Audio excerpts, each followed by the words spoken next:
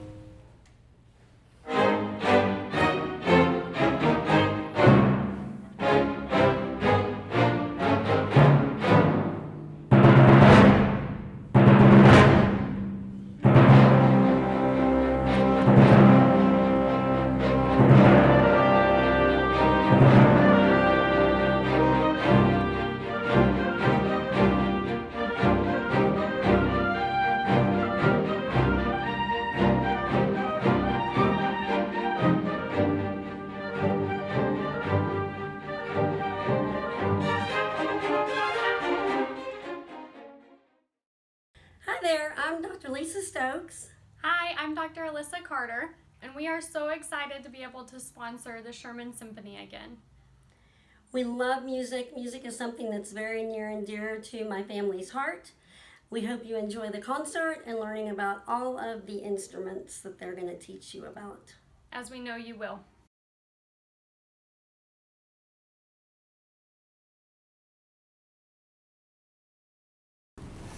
The string instruments are the first family that I'm going to introduce. They're the instruments that play at the front of the stage in the orchestra. And out of the orchestra, there are 40 or 50 or maybe even 60 of the players all playing together. They're the violin, the viola, the cello, and the bass. They all sound very similar to each other because they're made out of wood, the same. They all have the same strings on them, and they all have bows with horsehair that makes them play. They have a beautiful mellow sound that blends well with all the other instruments. They usually play on every piece we play, and they're usually playing the whole time during a piece. Even when the other instruments come in and out, the strings usually play the whole time. So here are the string instruments of the orchestra. Hi, I'm Claire, and I'm going to talk to you about the violin today. But first, I want to ask you a question about music. You've been hearing music for your entire life, since even before you were born. But I wonder if you've ever thought about what it really is.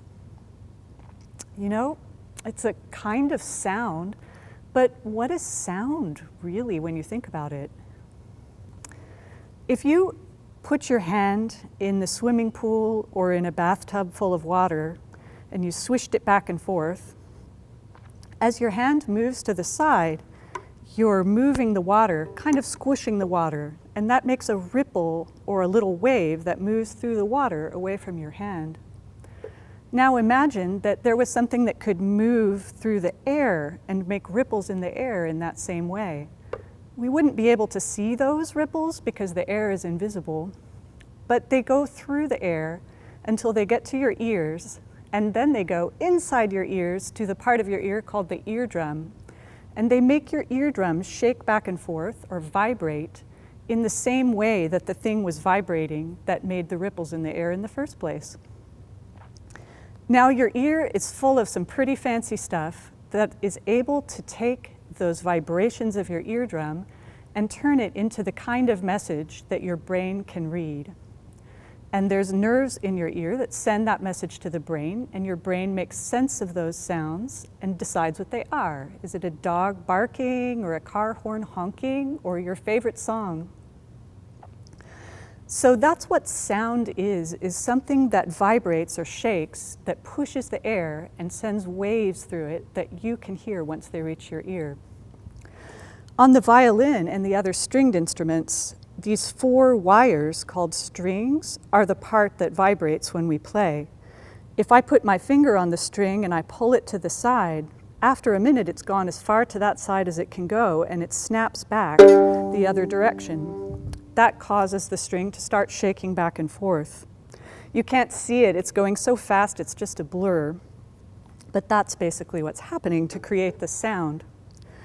And then, since I don't always want to play by plucking the strings, I also have this wooden thing called a bow that has horsehair strung on it from a horse's tail from one end to the other. And I also have this sticky stuff called rosin that comes from the sap of a tree. You rub it on the horsehair, and then when you put your bow on the strings, the sticky stuff pulls the string sideways just like my finger did.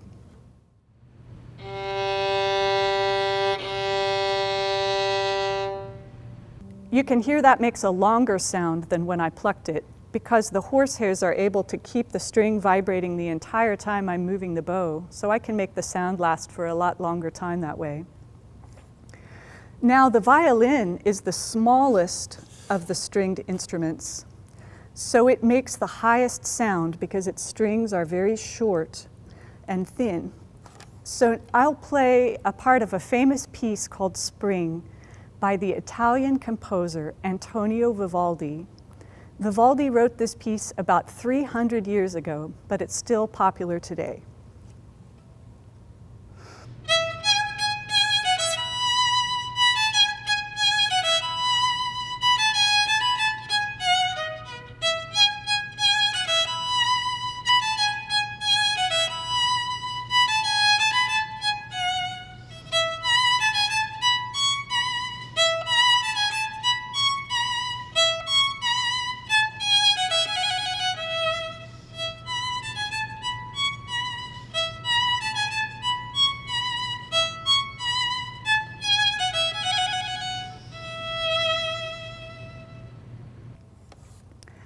Violins have been used in so many different kinds of music over the centuries since they've been invented. Sometimes in certain kinds of music, the violin is called the fiddle, but it's really the same instrument. They just call it different things depending on the type of music. So violins have been used in classical music, in orchestra, in country music, bluegrass, folk music from various countries like Scotland, Ireland, Eastern Europe, even Brazil. And the violin and the other instruments of the orchestra have also been used to create most of the music for the movies that you've seen. I'll finish by playing part of the song Touch the Sky from the movie Brave. Brave is about a girl from Scotland, so the composers that wrote the music for the movie tried to include things that sounded like Scottish fiddle music. You can see if you can hear some of those as I play.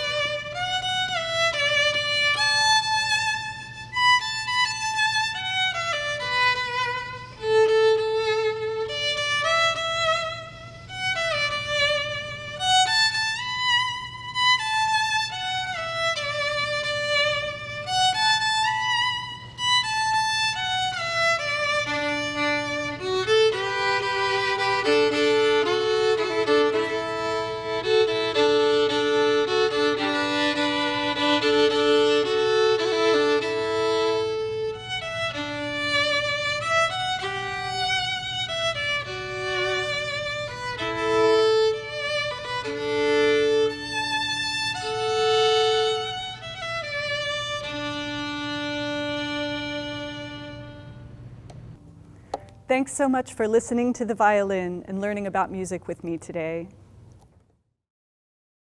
Hello, my name is Kathleen Crabtree, and I'm here with Junior, my viola. I call him Junior because he's really small. He's a lot smaller than a lot of other violas. Usually violins are about 14 inches from here to here. Junior's 15 inches and a quarter, so he's just 1 inch bigger than a viola. And he's very old. He was made in 1803 in Germany, which is about the time Napoleon was doing all his conquests in Europe. So I first started playing viola when I was 17, which was 7 years after I started playing the violin. I started on the violin in 5th grade. And I really like the viola because it's really rich and dark and somber, can be very emotional, unlike the violin, which is a lot of times very bright and happy sounding.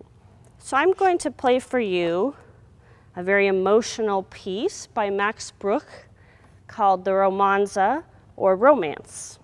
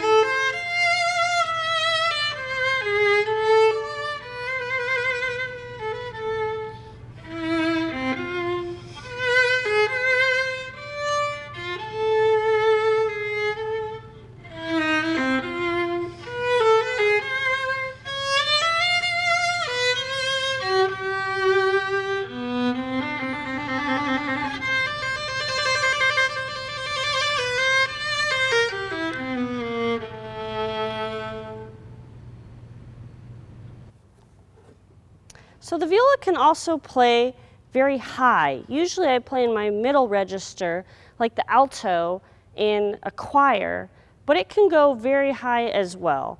So to demonstrate this, I'm going to play the viola section solo from Shostakovich's 5th Symphony.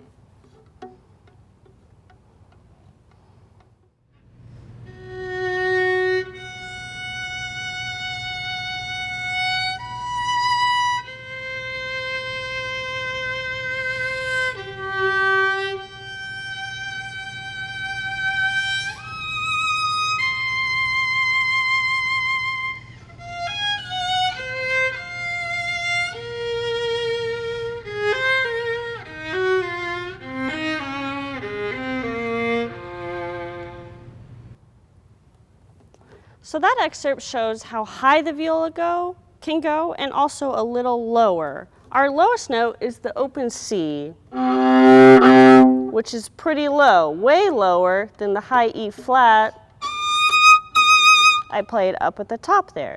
So it has quite a large range of notes, just like all the string instruments. So I hope you learned a little bit about the viola today. Thank you for listening. Hi, I'm David Kaysen, and I'm here to introduce to you my instrument, which is the cello. The cello is different from the strings that you've seen so far in a pretty obvious way, which is that it's much larger. So much larger, in fact, that we have to play it upright instead of under our chins. And we use a end pin at the base to hold the instrument at the height that we need to play. One of the unique things about the cello is that its range, its pitches from bottom to top, basically match that of the human voice. So for example, in our low range,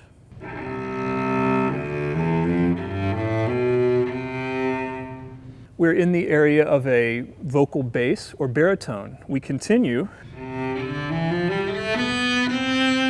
and we move into the tenor range, and then on up into the alto and mezzo-soprano.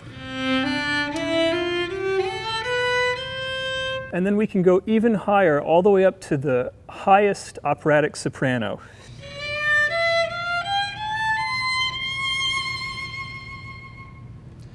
So this wide range on the instrument means that it's very versatile in the orchestra, and composers like to use it in many different ways. So, for example, we often play bass lines in our lower end, but this upper register is very popular in composers for writing rich melodic passages. And the piece that I'd like to play for you to demonstrate that is actually from a movie, and it's the Disney Pixar film Coco. It's the song Remember Me. And this is actually sung in the movie, and I'll try to sing it for you on my cello. So I hope you enjoy Remember Me, and I hope that you remember the cello.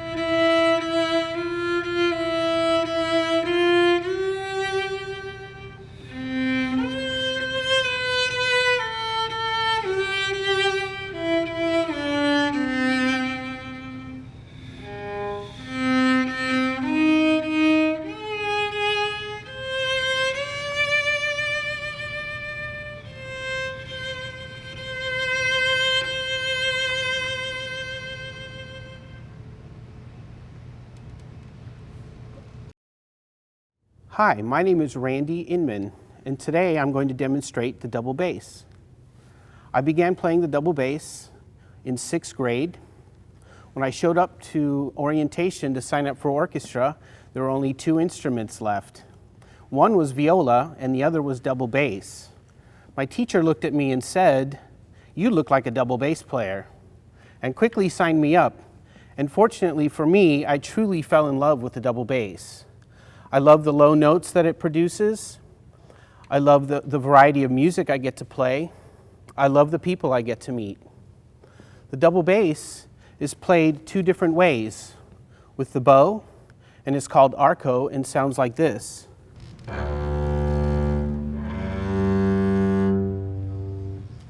The other is by using your right hand and plucking the strings, and it's called pizzicato and sounds like this.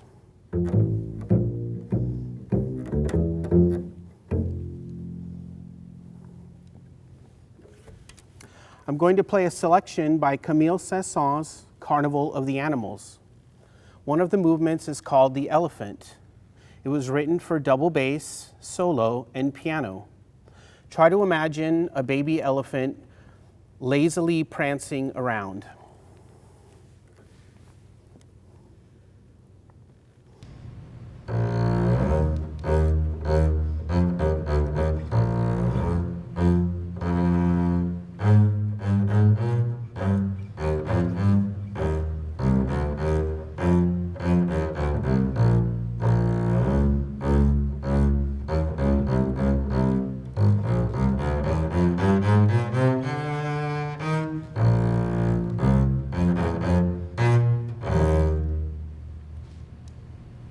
So when comparing the double bass with other string instruments, there are several unique differences that only belong to the double bass.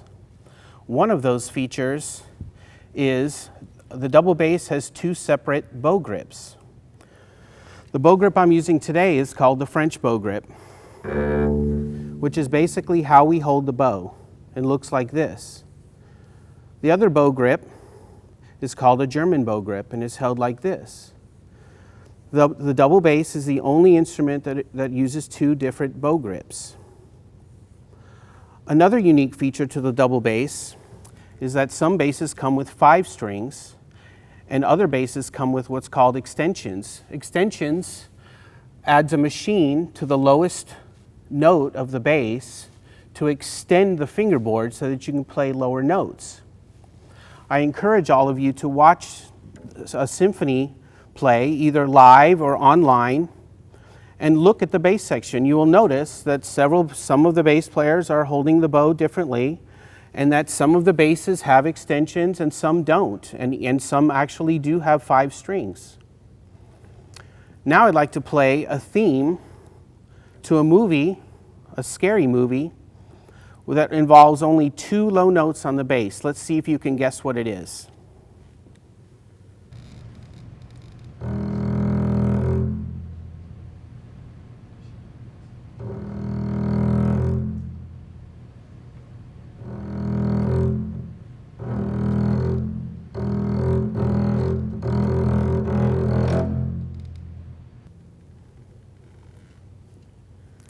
If you guessed the theme to Jaws, you were correct.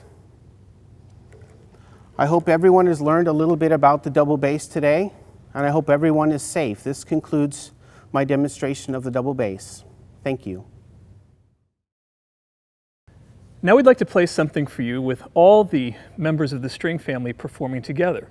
The piece that we've chosen for you is a serenade for strings by the composer Wolfgang Amadeus Mozart.